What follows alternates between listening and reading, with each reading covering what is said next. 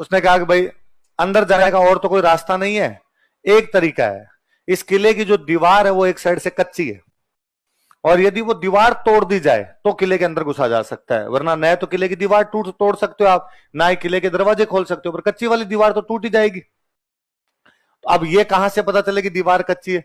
तो उसने कहा ये तो नहीं पता, पर ये मुझे पक्का पता है कि किले की दीवार एक साइड से कच्ची है। पर दीवार पता करने का एक तरीका है, राई होती है, राई, राई का जो बीज होता है, सरसों जैसा बीज होता है राई का। अच्छा, राई के लिए ऐसा कहा जाता है कि राई यदि आप कच्ची जमीन में डाल दो, मतलब बीज डाल दो उसका, तो रात रात में फूट जाएगी। फूट जाएगा मतलब वहां से जमीन में दरारें आ जाएगी, वहां से पौधा निकलने टाइप का यूं तैयार हो जाता है। तो उसने कहा इसके चारों तरफ राई डलवा दो, जहां से जमीन फूटेगी इसका मतलब वो जमीन कच्ची है, पक्की जमीन तो फूटने से रही। तो कहते हैं अलाउद्दीन ने घोषणा करवाई तो आसपास में जिसके पास में जितनी राई है वो लेके आओ, मुंह मांगे दामों पे ली जाएगी। आप जैसे कई लोग तैयार बैठे थे, सुल्तान ये 2 क्विंटल राई है लेकिन भाव लूंगा 10,000। सुल्तान ने कहा ले लो भाई 20,000 दे दो इसको। और कोई आदमी गया, उसने कहा मेरे पास ये 4 क्विंटल है, मैं 20,000 के भाव लूंगा। सुल्तान का 80,000 दो, ले लो इससे भी राई। चारों तरफ राई डलवा दी, जहां से राई फूटी इसका मतलब वहां से जमीन कच्ची है। सुल्तान को पता चल गया कि ये दीवार अपने को तोड़नी है। एक मेरे जैसा महाआलसी आदमी था, वो अगले दिन सुबह लेके गया राई। सुल्तान मेरे पास भी 1 क्विंटल राई है, 50,000 के रुपए से लू। सुल्तान ने कहा 1 रुपए किलो में दे रहा है तो दे जा, वरना रवाना। क्या बात करते हो यार, रात को तो 10,000 और 20,000 के भाव थे, अब 1 रुपए किलो।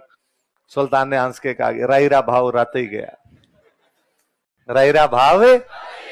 तो पश्चिमी राजस्थान की कहावत है कि आज भी कोई काम हो जाता है और उसके बाद आप पहुंचते हो, तो अगला कोई आदमी कहता है कि राईरा भाव, राई के भाव तो रात को ही चले गए थे। तो कभी कोई इंटरव्यू में पूछे आपसे कि राजस्थान के कौन से किले के बारे में कहा जाता है कि वो किला राई के भाव बिक गया था? जालोर का किला। और राई के भाव कौन बेच आया था उसको? बिका दहिया। कौन बेच के आ गया? अलाउद्दीन ने बिका दहिया खूब सारे पैसे दिए, ले पकड़ पैसे, मजे कर तू जाके, और अब मैं इन दोनों बाप बेटों को मारूंगा अंदर घुस के, और मार के तेरे को क्या बना दूंगा राज। बिका दहिया अपने घर गया और उसने अपनी पत्नी को जाके कहा कि पैसे पैसे करती है, क्योंकि मैं बीकानेर फर्स्ट ईयर में पढ़ा करता था तो मेरे पास में एक भैया रहा करते थे, तो एसआई की तैयारी करते, नहीं बताई, तो सब इंस्पेक्टर की तैयारी करते। तो मेरे ठीक थी, जीके वगैरह थोड़ा ठीक था।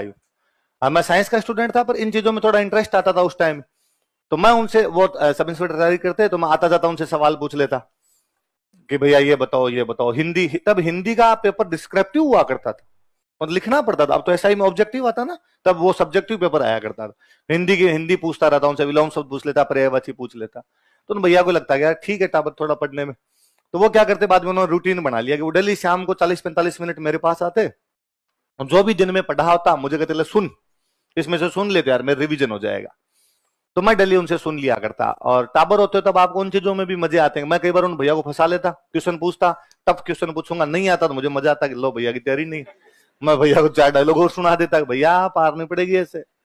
एक दिन भैया लेके आए, मैंने घंटे भर तक जितना दिमाग लगाना था लगा लिया, पर भैया ने सारे सवालों के जवाब दे दिए। लास्ट में मैंने सरेंडर किया, भैया यार तैयारी बहुत अच्छी है आपकी, तो आप पक्के थानेदार लग जाओगे इस बार। तो भैया ने कहा हाँ यार मुझे लग तो रहा है कि इस बार अपना सिलेक्शन हो जाएगा, और एक बार तेरे भाई का सिलेक्शन हो जाए उसके बाद तुम घर से रुपए मत मंगवाना, पापा से रुपए मंगवाने की आवश्यकता नहीं, फिर तेरे अंकल को मना कर देना कि रुपए नहीं भेजे। क्यों भैया? अरे तेरा भाई बेटा है यार, तेरा भाई थानेदार होगा फिर भी तू इधर उधर से मंगवाएगा। दोस्त थे पास में रहा करते थे। तो मैंने कहा भैया ऐसे कितनी तनख्वाह मिलेगी आपको? उनका यार तनख्वाह थोड़ी होती है, तो आप स्कूल से नए नए निकलते हो तो आपका भ्रष्टाचार का नया नया लेख तैयार भी किया हुआ होता है। तो मैंने कहा तो आप भ्रष्टाचार करेंगे? तो उन्होंने कहा ये भ्रष्टाचार नहीं है, शिष्टाचार है, और कुछ चीजें फिक्स होती है वो करनी ही पड़ती है, उसके अंदर क्या है।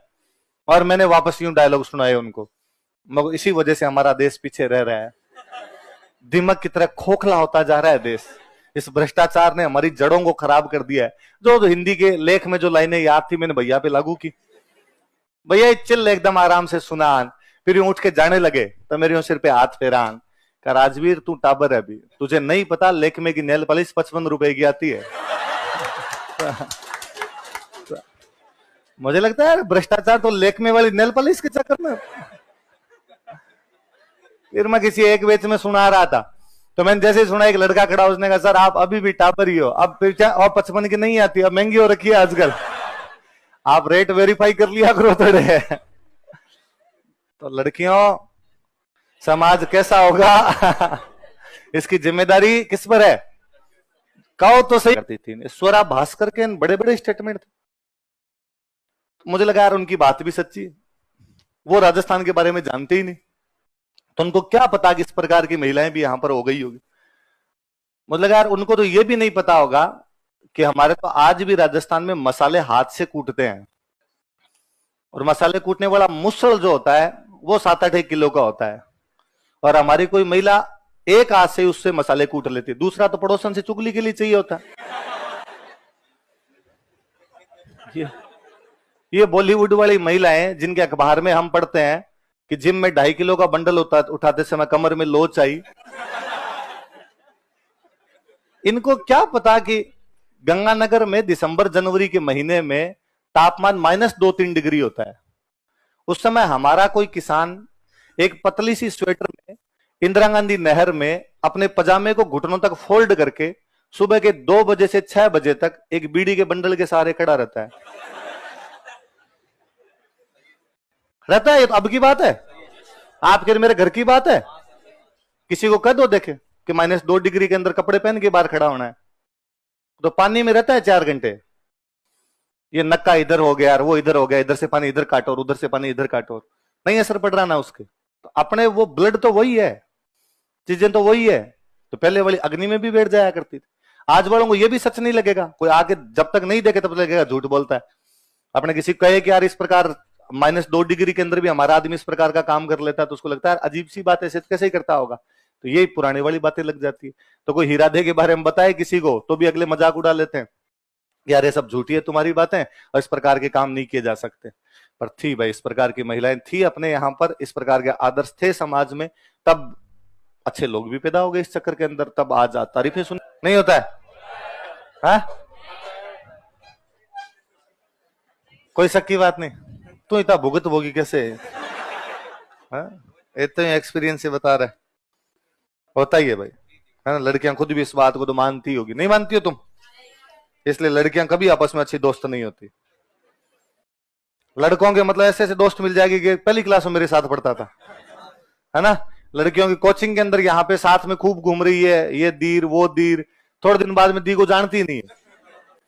तो ये लड़कियों को भगवान ने कोई विशेष गुण दिया कि आपस के अंदर ज्यादा यूं मेल मिलाप नहीं होता है। पारिवारिक परिस्थितियां होती है और किसी कारण से होता होगा, पर यह है कि वो ईर्ष्या वाला भाव रहता ही है, या नहीं है?